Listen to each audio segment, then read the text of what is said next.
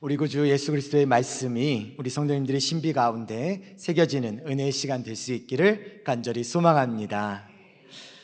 우리 오늘은 길에 서서 빛을 보다, 이 빛을 보며 살다라는 이 제목을 가지고 잠시 하나님의 말씀을 나누길 원하는데요.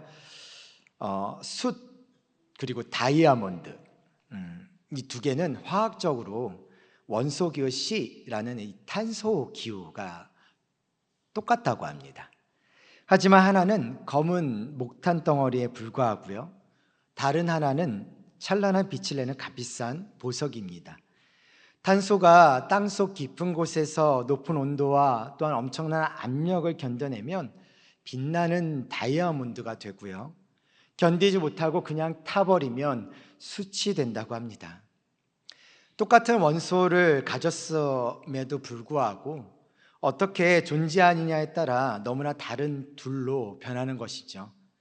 이를 보니까 사람도 어떻게 살아가느냐에 따라 숯이 될 수도 있고 또 다이아몬드가 될 수도 있겠구나 하는 생각이 들었습니다. 우리 서양 가족들도 삶의 자리에서 높은 온도와 또한 엄청난 압력을 견뎌내고 있을 줄 압니다. 혹독한 환경 속에 있지만 그럼에도 불구하고 말없이 견뎌내고 인내함으로 만들어지는 그 다이아몬드처럼 성도님들의 모든 삶의 자리 가운데에 지금 너무나 갇힌 시간을 보내고 있다는 것을 꼭 기억하시고 주 안에서 빛나는 그 인생으로 변화되어져 갈 수 있기를 주의 이름으로 축복합니다. 오늘 우리가 3주 동안에 계속 똑같은 말씀을 가지고 같이 나누고 있는데 아마 좀 의아해하는 분들도 분명히 있으실 거라 생각합니다. 여러분, 사람을 창조하신 하나님은요, 사람에 대해 그리고 인생에 대해서 한 문장의 글로 그것을 설명하지 못하도록 하셨습니다. 왜냐하면 인생을 한 문장으로 정의하도록 하나님께서는 그렇게 창조하지 않으셨거든요. 그래서 인간은 그만큼 오묘합니다. 하나님의 창조의 방식이 너무나 비밀스럽고 오묘한 부분이 있죠. 하나님은 우리에게 주신 말씀 안에서 사람의 다양한 모습을 보도록 허락하셨습니다. 그래서 말씀을 다양한 관점에서 묵상하고 그리고 그 말씀이 나의 삶을 어떻게 인도하시는지를 경험하도록 하나님은 말씀을 통해 다양한 인생 속에 하나님께서 인도해 가고 계신다라는 거죠. 제가 똑같은 설교를 하고 있지만 사실 이 설교를 통해서 나중에 나눠보시면 다 아시겠으나 여러분들 아마 깨닫는 부분들이 다 다를 거라고 생각합니다. 그리고 내가 거기 안에서 받아들이고 하나님 앞에서 내가 어떻게 살아야 될지를 결단하는 것조차도 다 다르죠. 왜요? 똑같은 말씀인데 왜 그렇게 다를까요? 그것은 바로 하나님께서 하나님의 사람들을 그렇게 창조하셨기 때문입니다. 우리가 같은 본문으로 3주 동안 보고 있는 이유도 그러한 이유입니다. 하나님은 바울에게 행하시며 말씀하신 것을 오늘 우리에게도 동일하게 말씀하기를 원하십니다.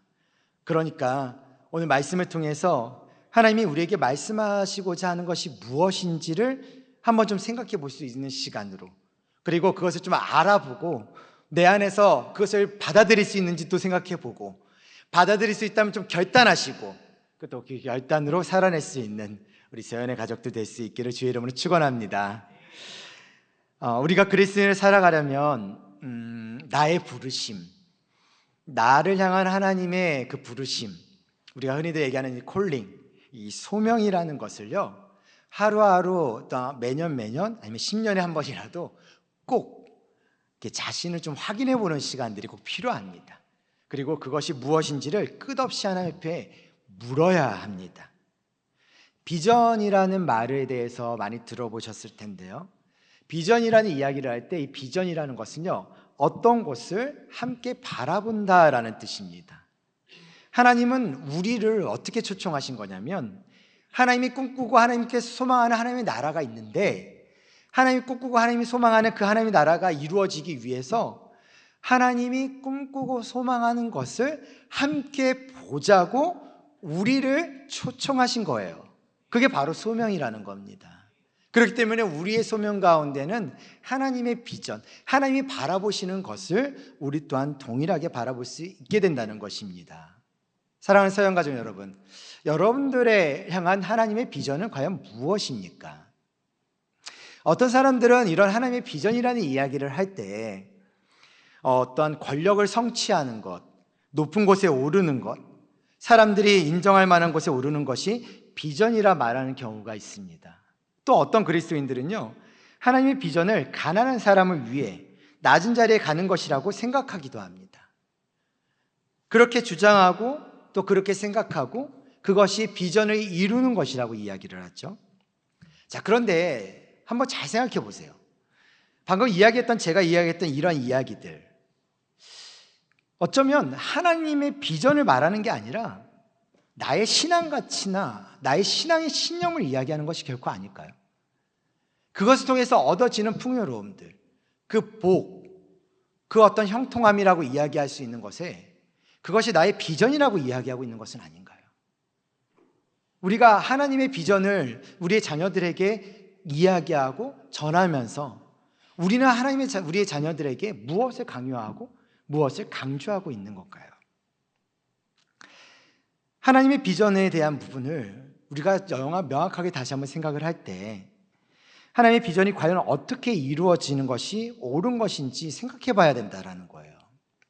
히브리서 11장을 보면은요, 거기에는 하나님의 비전이 어떻게 이루어져 가는지를 잘 보여주고 있어요.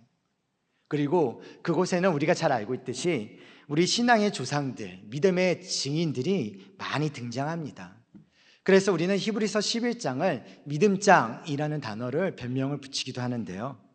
히브리서 11장 1절에 이렇게 시작을 합니다. 믿음은 바라는 것들의 실상이요 보지 못하는 것들의 증거다라고 합니다. 이것을 쉬운 성경으로 풀어서 이야기하면요, 믿음은 우리가 바라는 것들에 대해서 확신하는 것입니다. 또한 보이지는 않지만 그것이 사실임을 아는 것입니다 라는 겁니다.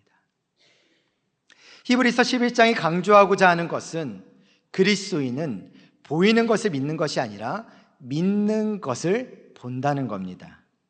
우리가 걸어가는 길이 어두워질 수 있어요.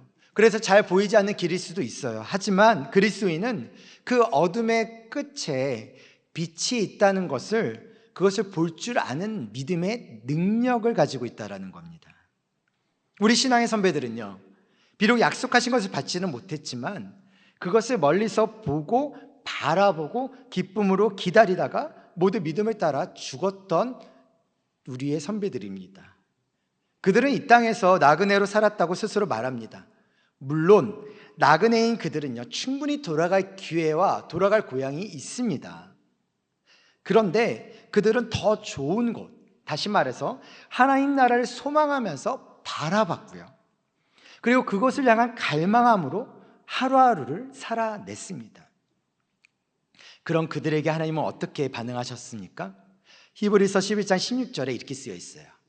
그들이 이제는 더 나은 본향을 사모하니 곧 하늘에 있는 것이라. 자, 뒤에 이러므로 하나님이 그들의 하나님이라 일컬음 받으심을 부끄러워하지 아니하시고 그들을 위하여 한 성을 예비하셨느니라. 하나님은 그들로부터 나의 하나님이라 불리는 것을 부끄러워하지 않으세요. 그들을 위해 본향을 준비하셨다라는 겁니다. 흔히 하나님의 부르심에 따라 열심히 살다 보면 나에게 반드시 뭔가가 이루어져야 된다고 우리는 항상 생각하며 살아갑니다.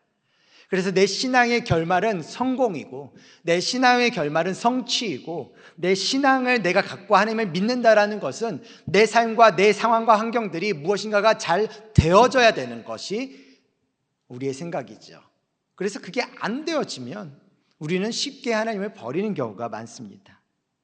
하지만 성경은 하나님의 비전을 가졌음에도 그 실체를 경험하지 못한 경우도 많았다라고 이야기하고 있습니다. 하나님으로부터 약속을 받아서 그 믿음으로 살기는 했는데 그 약속의 끝, 성취를 보지는 못하는 거죠. 그럼에도 그들은 끝까지 믿음의 경주를 해왔었던 것입니다. 사랑하는 성도가족 여러분, 우리 주위에도 믿음의 증인들이 너무나 많습니다. 그들을 보면 믿음으로 산다는 것이 무엇인지 아실 겁니다. 우리가 그것을 통해서 볼 수 있는 것은 무엇이냐면 저 길을 지나서 얻는 무엇인가를 우리는 항상 보는 것이 아닙니다. 우리는 절망 가운데 난망 가운데 떨어져 있거나 그 상황 가운데 처해져 있을 때 우리가 버티고 우리가 소망을 갖는 순간은 뭐냐면, 그럼에도 불구하고 내가 이 길을 지나가야 한다라는 거, 그럼에도 불구하고 내가 믿음으로 이 길을 지나가야 하는데 그 믿음으로 지나가야 될 그 길에 대한 용기가 필요하고 힘과 필요하고 능력이 필요하다는 것입니다. 그래서 하나님께서 그 은혜를 주십니다. 근데 중요한 건 뭐냐면, 그렇게 지나가는 과정 속에서 우리는 어떻게 되죠? 우리의 시선이 어디로 바뀝니까? 그 끝에 무엇인가 얻게 될 그것으로 바뀌는 거죠. 그게 우리의 모습입니다. 우리가 신앙의 경주를 끝까지 가는 이유는 딱 하나입니다. 그것은 하루하루 매 순간 내 상황과 내 환경 가운데서 내 신앙을 방해하는 것들을 없애버리는 것, 우리의 죄를, 또 우리를 죄로 얽매여지고 있었던 모든 상황 환경들 속에서 끊임없이 하나님 앞에 돌아오며 그것을 버려내고 벗겨내고 하는 모든 상황의 작업들, 그것이 바로 이 땅에 살아내는 신앙의 경주의 모습입니다. 그것이 바로 하나님의 비전을 통해서 이루어가는 삶의 방식이고 삶의 모습이기 때문에 그렇습니다. 모두가 풍요로우면 아쉬움이 없습니다. 그러나 세상은 여전히 풍요롭지 않은 것들이 우리에게 강요되어지고 있고, 그것을 쫓아가며 살아가는 삶의 모습에 있어서 여전히 풍요롭지 않은 것 때문에 절망합니다. 그리고 그 와중에 하나님의 은혜를 누리는 자들은 풍요로움이 무엇인지를 깨달았기 때문에 세상이 주는 그 풍요로움이 아니라 우리에게 주어진 하나님의 그 풍요로움으로 한 걸음 한 걸음 내딛고 나아가게 되어지고, 그것을 통해서 세상에서 휩쓸려 살아왔던 사람들이 그런 우리의 모습을 바라보며 한 걸음 또 한 걸음 또 한 걸음 따라가게 되어지는 겁니다. 하나님은 그 비전 때문에 우리를 부르신 것입니다. 하나님 나라는 그렇게 형성되어지기 때문에 그것을 부르신 것입니다. 내가 가지고 있는 무엇이 아니라, 내가 갖고 있는 어떠한 위대함이나 큰 것들이 아니라, 내가 성취하고 권력을 잡거나 하다못해 대통령이라도 돼가지고 이 나라를 끌고 가는 어떤 그런 성취의 모습들이 아니라는 겁니다. 그거는 하나님, 전능하신 하나님, 영원하신 그 하나님의 입장에서는, 창조주신 하나님의 입장에서는 사실 아무것도 아니거든요.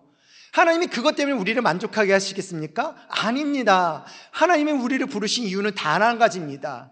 우리가 걸어가야 될 그 길 가운데 예수 그리스도의 빛이 보여지고, 그 빛을 따라서 우리뿐만 아니라 수많은 어둠 속에 있었던 그런 자들이 일어나서 그 빛을 향하여 걸어갈 수 있는 것, 그냥 좀비처럼 그냥 피를 쫓아다니는 그런 인생이 아니라 살아 역사하는 새 생명으로 주님 앞에 나아가게 하는 것, 그것이 바로 그 비전을 통하여 나아가게 하는 하나님의 자녀들의 삶의 모습이다라는 것이죠. 그렇기 때문에 우리가 해야 될 것은 딱 하나입니다. 그 비전을 품고 나아가야 될 자들이 가져야 될 단 하나의 마음의 자세, 예수 그리스도를 바라보시는 겁니다. 예수님만을 바라보는 겁니다. 왜요? 예수님은 우리의 믿음의 시작이고 또 믿음을 완전하게 하시는 분이시기 때문에 그렇습니다. 믿음의 자세는 딱 하나입니다. 예수님처럼 하면 되는 겁니다.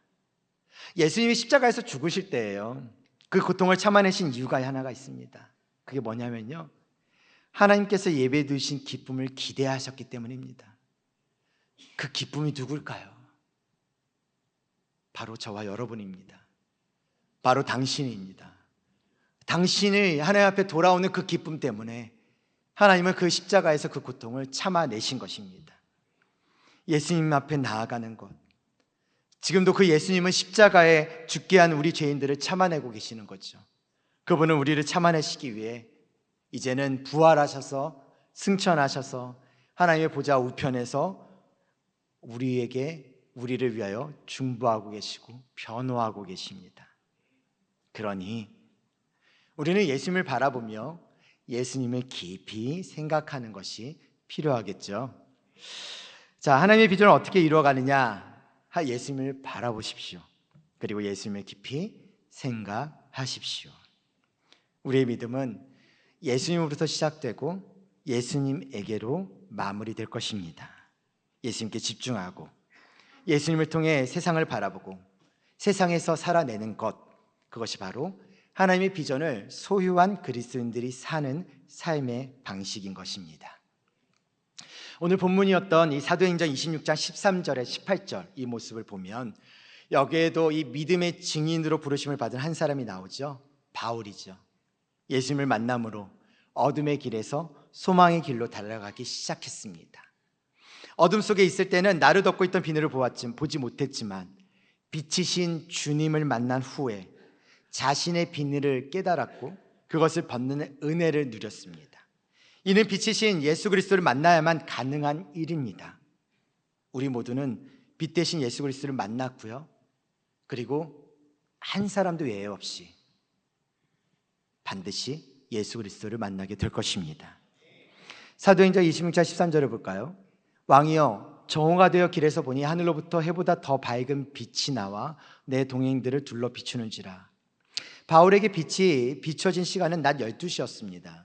가장 강렬하게 비쳤던 그 시간에, 더군다나 중동의 그 길 한가운데에서 바울은 빛을 봤는데요, 그 빛은 태양빛이 아니었습니다. 그 빛이 얼마나 강렬했냐면 바울이 하늘로부터 해보다 더 밝은 빛이라는 표현을 사용했습니다. 해보다 더 밝은 빛으로 인해 바울의 인생이 바뀐 것입니다. 그 빛이 바로 살아계신 예수 그리스도이십니다. 여러분은 이 해보다 더 밝은 빛, 이 빛이신 살아계신 예수 그리스도를 만난 사람들이십니까? 요한복음 1장을 볼까요? 요한복음 1장을 보면은요, 이 땅에 오신 예수 그리스도께서 자신을 생명의 빛, 생명의 근원이심을 증거하고 있는데요, 1장 4절에 보면 이렇게 쓰여 있습니다. 그 안에 생명이 있었으니 이 생명은 사람들의 빛이라. 빛이 어둠에 빛이 돼 어둠이 깨닫지 못하더라. 다시요, 빛이 어둠 속에 빛을 드러냈지만 어떻다고요? 어둠은 그 빛을 깨닫지 못합니다. 요한복음 1장에서 그 빛을 빛이신 예수 그리스도라고 얘기합니다. 그러니까 예수 그리스도께서 어둠에서 드러나셨는데 그 어둠이 예수 그리스도를 깨닫지 못한다라는 말이겠죠. 지금도 저 바깥에 있는 사람들을 보십시오. 그렇게 돌아다니는 사람들에게 빛이 비추어 있지만 그 빛이 예수 그리스도가 비추는 빛으로 깨닫지 못한다라는 것입니다. 어둠에 눈먼 인간은 자연계의 빛만을 빛으로만 인식할 뿐 그 빛이 빛이신 예수님 앞에서는 단지 어둠일 수밖에 없다는 것을 모른다는 것입니다. 그렇기 때문에 우리가 예수 그리스도의 빛 안에 거하지 않는다면 우리 또한 어둠에 속박된 것이겠죠. 이처럼 예수 그리스도의 빛 안에 거할 수 있는 삶, 이 삶일 때만이 하나님의 비전을 따라 산다라고 말할 수 있는 것입니다. 우리는 종종 이런 이야기를 합니다. 내가 주님을 위해 무엇을 할 것인가? 내가 하나님의 영광을 위해 무엇을 할 것인가? 라는 고민을 하는데요, 저는 이 고민이 좀 적절하지 않다고 봅니다. 이렇게 오히려 내가 주님을 위해 어떻게 할 것인가? 내가 하나님의 영광을 위해 어떻게 할 것인가를 고민하는 것이 신앙인으로서 고민해야 될 부분이 아닐까라는 생각을 해봅니다. 왜냐하면 목적보다는 방법에 관심을 가지는 것이 신앙인으로서의 삶을 살아가는 것에 있어서 조금 더 수월하기 때문에 그렇습니다. 무슨 말이냐면요, 주님이 곧 길이시기 때문에 그렇습니다. 길이란 방법이라는 단어입니다. 내가 곧 길이요 진리요 생명이다라고 얘기했을 때 내가 곧 방법이다라는 거예요. 무슨 방법이요? 하나님 앞에 나아갈 수 있는 유일한 단 한 가지 방법이다라는 겁니다. 그런 주님을 우리가 믿고 있다면 우리의 삶 가운데 우리의 결과가 어떠하든 간에 상관없이 나에게 주어진 길을 걷는 것, 그것이 하나님의 비전을 이루는 발걸음이다라는 것을 우리는 자각할 수 있어야 된다는 거죠. 우리가 빛이신 예수님을 끝없이 바라보면 믿음의 경주를 할 때 바울이 빛의 사람으로 살았었던 것처럼 우리 또한 빛이신 예수님을 만났기 때문에 우리 또한 어떻다라는 거야? 빛의 사람으로 살아갈 수 있게 된다라는 것입니다.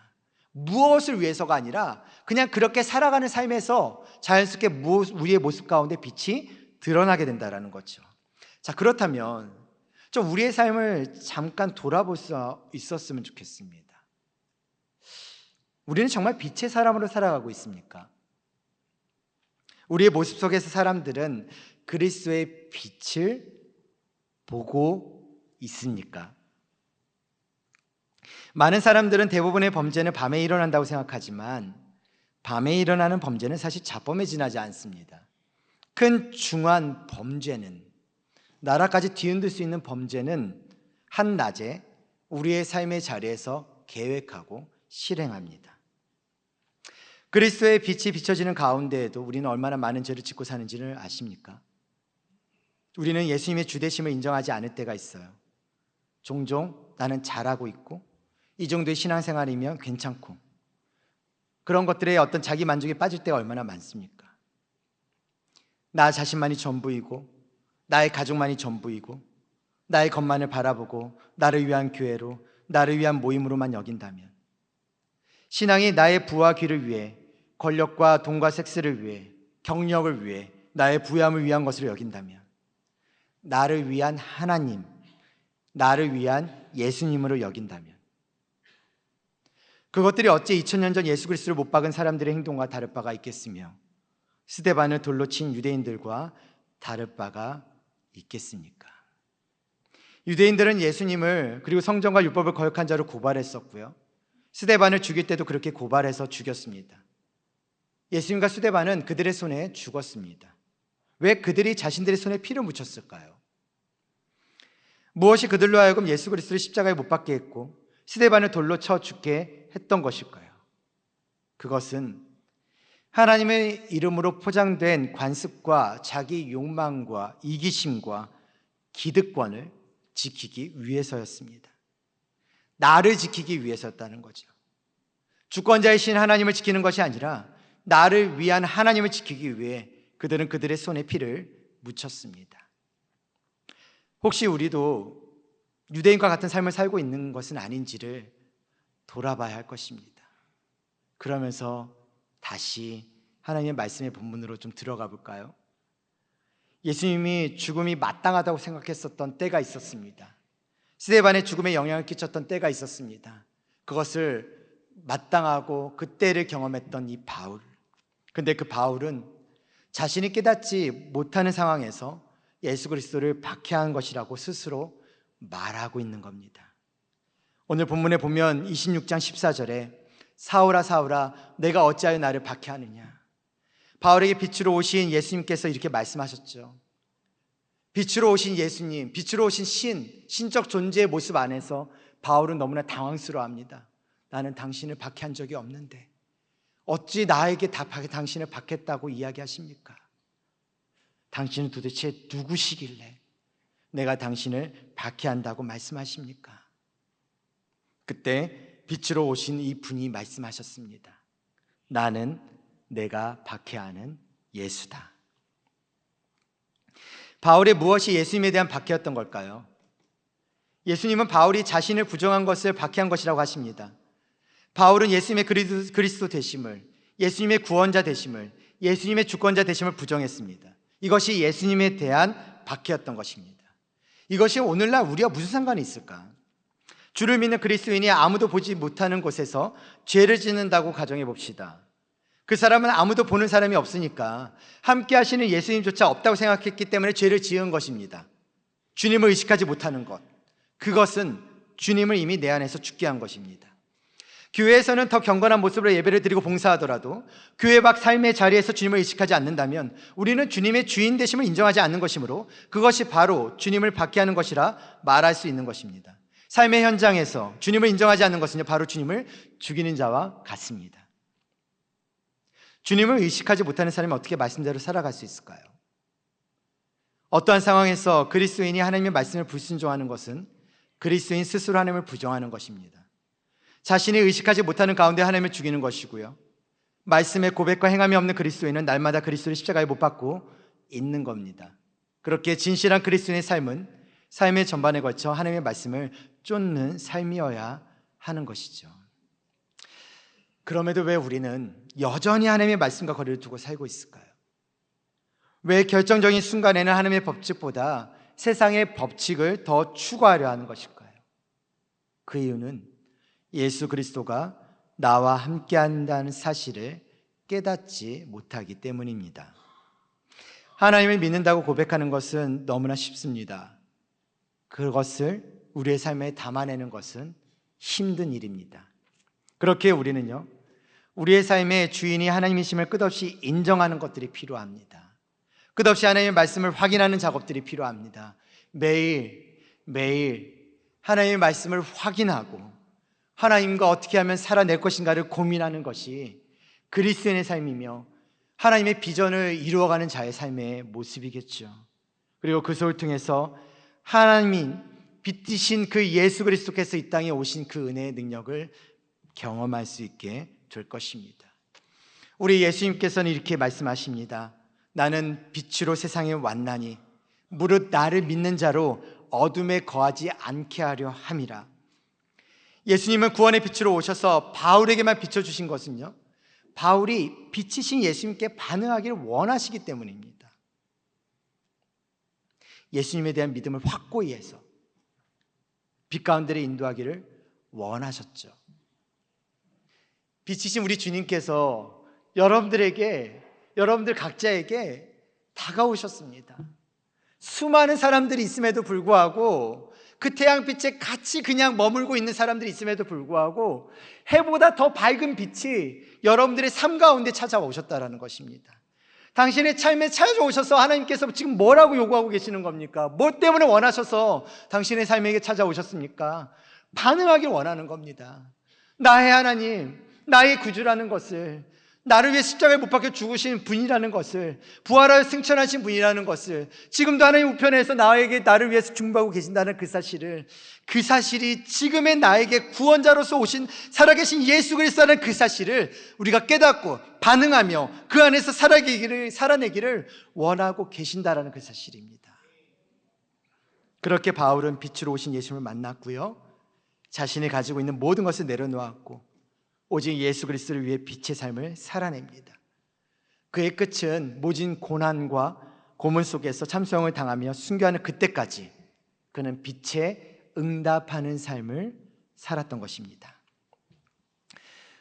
엔도 슈샤크라는 기독교 작가가 있습니다. 그가 쓴 책 중에 침묵이라는 소설인데요, 이 침묵이라는 소설은 17세기 일본의 기독교 박해 상황을 그려낸 소설입니다. 거기에 주인공이 나오는데 주인공의 이름은 로드리고 신부입니다. 그는 자신의 스승이었던 페레이 신부의 배교 소식을 듣고 본국에서 듣고 그것을 확인하고자 일본으로 잠입합니다. 그런데 한 신자의 배교로 인해 그는 일본 관원에게 붙잡히게 되고 고문을 당합니다.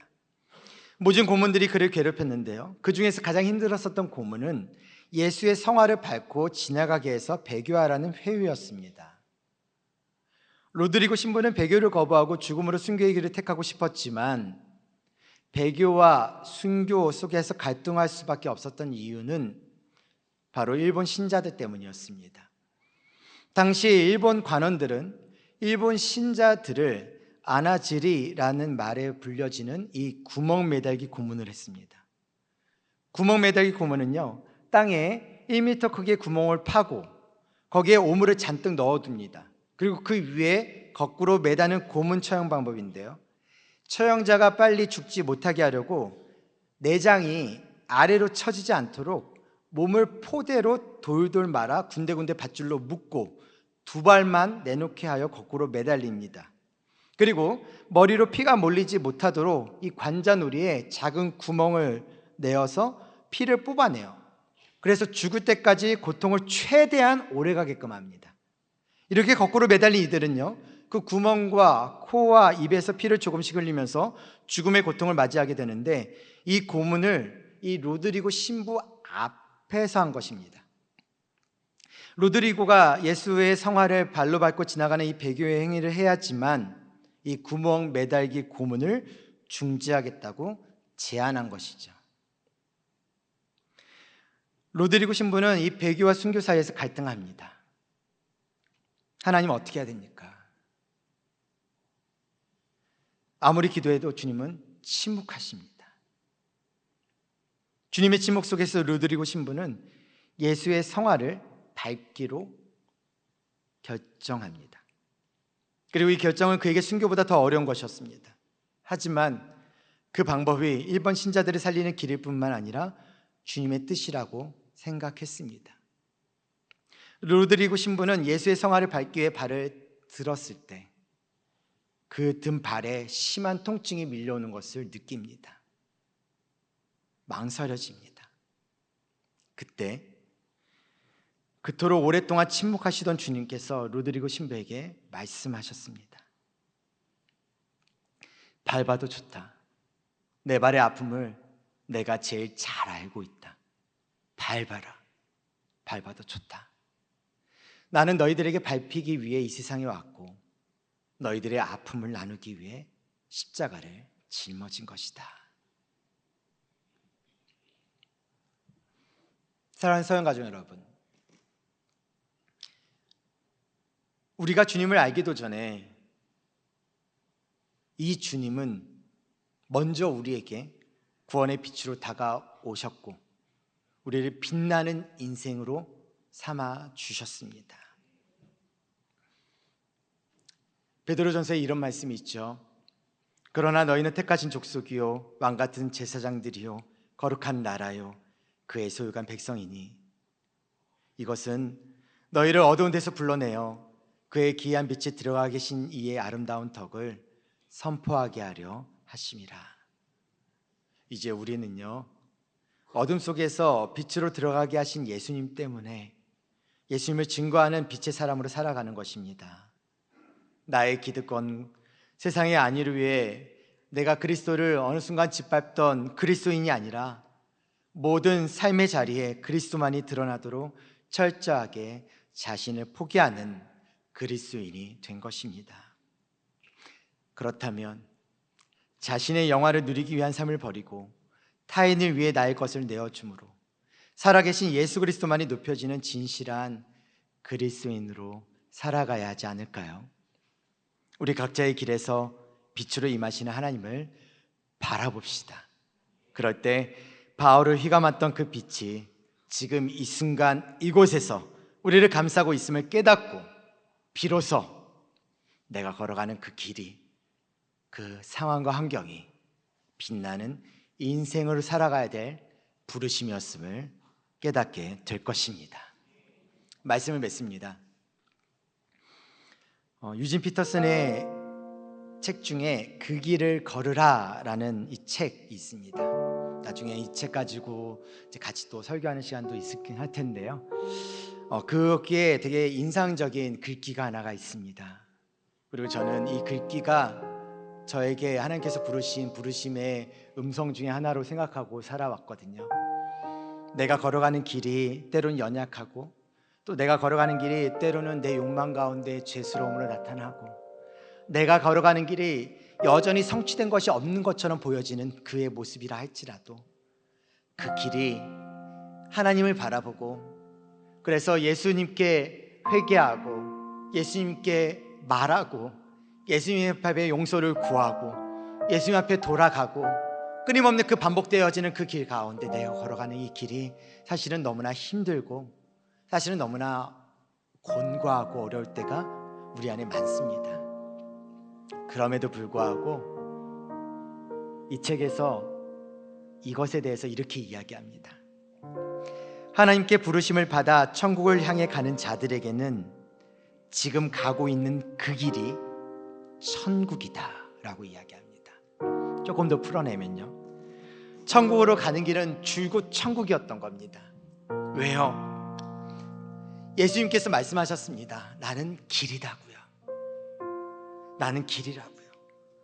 그러면 내가 예수님을 믿는다면, 내가 예수님을 따른다면, 그럼 내가 걸어가는 길이, 그리고 내가 믿고 그것을 붙잡고 따라가려고 애쓰는 그 길이 천국 길이 아닙니까? 천국을 향하는 길이 아닙니까? 우리 믿음의 신앙의 선배들은요, 천국을 봤다고 얘기할 수가 없었습니다. 죽었으니까요. 하지만 그들은 이 땅에서 예수 그리스도를 따르며 때로는 모진 고난과 핍박이 있다 할지라도, 때로는 거꾸로 매달리는 그러한 상황이 있다 할지라도, 때로는 화형과 처형이 있었던 상황이 있다 할지라도, 때로는 아무것도 없어서 자식들한테 멸시당하는 삶의 모습들이 있었다 할지라도, 그렇게 믿었는데 그 하나님은 우리의 가정을, 그렇게 믿었는데 그 하나님은 우리의 모습을, 그렇게 믿었는데 그런 하나님은 우리에게 건강을 주셨냐라고 말하는, 항변하는 그 음성 앞에서 우리는 좌절할 수도 있고 우리는 낙심할 수도 있지만 하나님께서 계속 말씀하십니다. 너가 걸어가는 그 길이 천국이라고요. 너가 걸어가는 그 길이 천국이었다고요. 끝까지 그 길을 걸어가셔야 됩니다. 끝까지 그 길을 걸어가셔야 됩니다. 우리가 나중에 죽었을 때나 천국에 갔을 때나 서로 간에 환영할 수 있지만 육신의 몸으로 영적인 몸 안에서 말할 수는 없죠. 하지만 성경은 여전히 지금도 이야기하고 있습니다.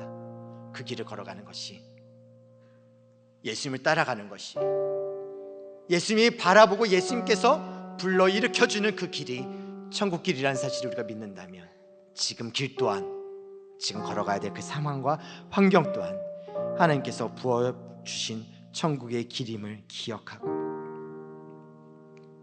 빛이신 그 예수님을 나의 주님으로 붙잡고 그 예수님을 항상 바라보며 예수 그리스도 안에서 살아내는 그런 우리 서연의 가족들 될 수 있기를 주의 이름으로 축원합니다.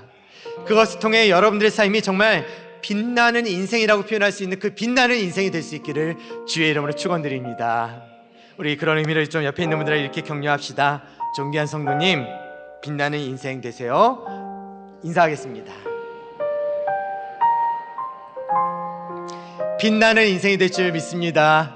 자, 우리 세 가지 기도 제목 가지고 함께 기도하고 좀 같이 기도하며 나아가도록 하겠습니다. 첫 번째, 함께 읽겠습니다. 시작. 예수님부터 시작하고 예수님에게로 마무리함으로 믿음의 경주를 다하는 빛의 삶을 살게 하옵소서. 아멘. 두 번째, 삶의 모든 자리에서 진실한 그리스도인으로 예수님의 사랑과 진리를 전하는 빛의 증인 되게 하옵소서. 아멘. 세 번째, 하나님의 비전을 위한 부르심에 순종하여 소망과 사랑의 사명자로 성장하는 빛의 삶을 살게 하옵소서. 아멘. 아멘. 우리 이 시간에 함께 우리 세 가지 기도 제목 가지고 오늘 말씀을 생각하시면서 주여 한번 부르고 주여 앞에 기도하며 나가도록 하겠습니다. 주여